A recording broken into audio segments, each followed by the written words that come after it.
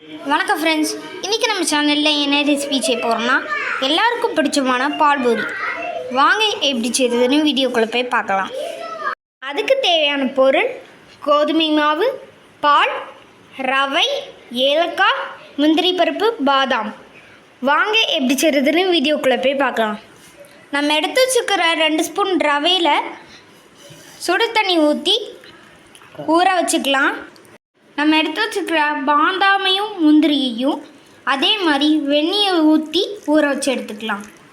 இப்போ அது 2 ஊறட்டும். இப்போ நம்ம எடுத்து வச்சுருக்கிற பாலை காய்ச்சி எடுத்துக்கலாம். 1 டம்ளர் பாலுக்கு 1.5 டம்ளர் தண்ணி ஊற்றிக்கலாம், 1/2 கப். அது கூட நம்ம எடுத்து வச்சுருக்கிற 3 ஏலக்காவை தட்டி அது கூட சேர்த்துக்கலாம். இது கூட 3 ஸ்பூன் சீனி சேர்த்துக்கலாம். இப்போ இது நல்லா ஊறிட்டு இதை ஒரு மிக்ஸி ஜார்க்குள்ளே போட்டு அரைச்சி எடுத்துக்கலாம். இதை இந்த மாதிரி தொளி எடுத்துகிட்டு அரைச்சி எடுத்துக்கலாம்.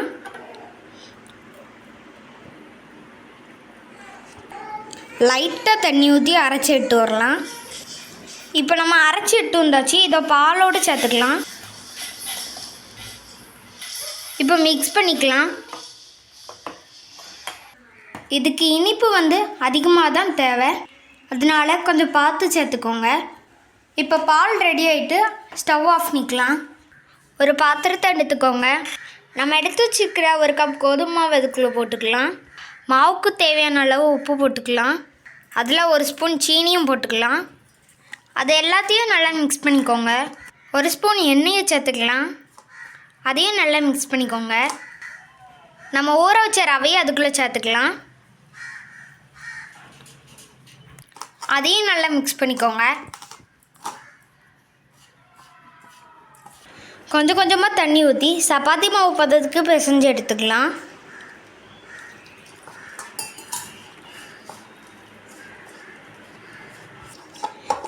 இந்த பதத்துக்கு பிசைஞ்சு எடுத்துக்கலாம். அதுக்கு மேலே 1 ஸ்பூன் ஆயிலை அப்ளை பண்ணிக்கலாம். நல்ல உள்ளங்கை இந்த மாதிரி அழுத்தி பிசைஞ்சிக்கோங்க. இப்போ மாவு ரெடி ஆகிட்டு இன்றைக்கி நம்ம கவுண்டர் டேப் வச்சு தான் அமுக்கி எடுக்க போகிறோம்.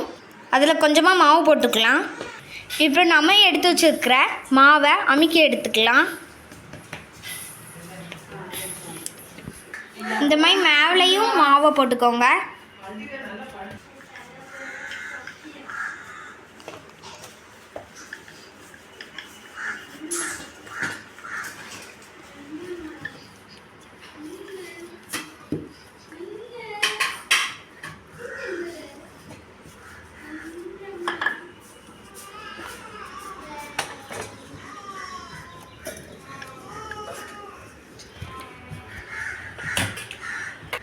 இப்போ நம்ம அமுக்கி எடுத்தாச்சு. இதே மாதிரி ஏதாவது ரவுண்ட் டிவம் பாக்ஸ் எடுத்துக்கோங்க. சின்னதாக இருக்கணும், அதை வச்சு கட் பண்ணி எடுத்துக்கலாம்.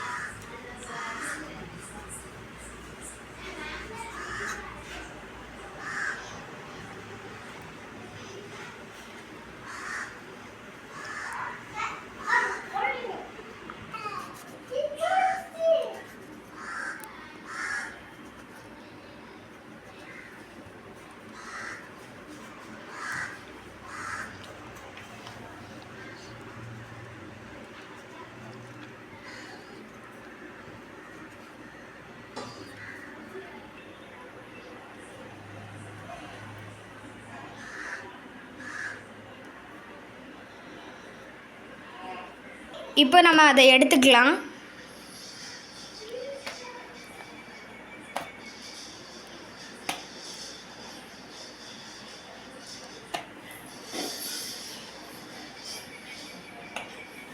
இதே மாதிரி அவ்வளோத்தையும் நம்ம அமுக்கி எடுத்துக்கலாம்.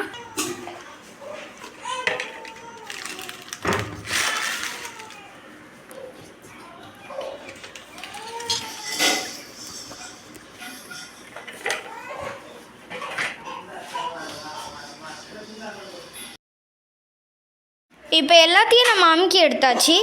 ஸ்டவ்வில் ஒரு கடாய் எடுத்து வச்சுக்கலாம். அதில் தேவையான அளவு எண்ணெய் ஊற்றிக்கலாம். இப்போ எண்ணெய் சூடு ஏறிட்டு நம்ம அமுக்கி வச்சுருக்கிறத பொரிச்சு எடுத்துக்கலாம். இப்போ பாருங்கள், நல்லா ஊதி வருதுன்னு.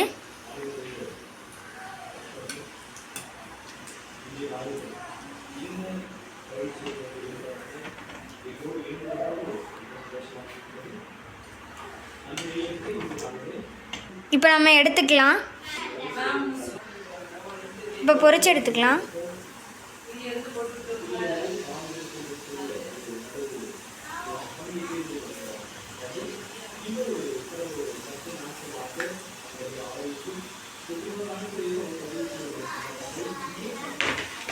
உங்களுக்கு சட்டியில் எத்தனை பிடிக்கோ அத்தனை போட்டுக்கலாம்.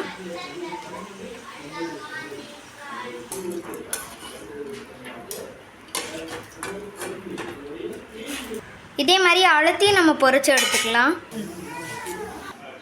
இப்போ அவ்வளோத்தையும் நம்ம பொரிச்சு எடுத்தாச்சு. எவ்வளோ குட்டி குட்டியாக அழகாக பபுள்மாக இருக்குது பாருங்கள். ஒரு பிளேட் எடுத்துக்கோங்க.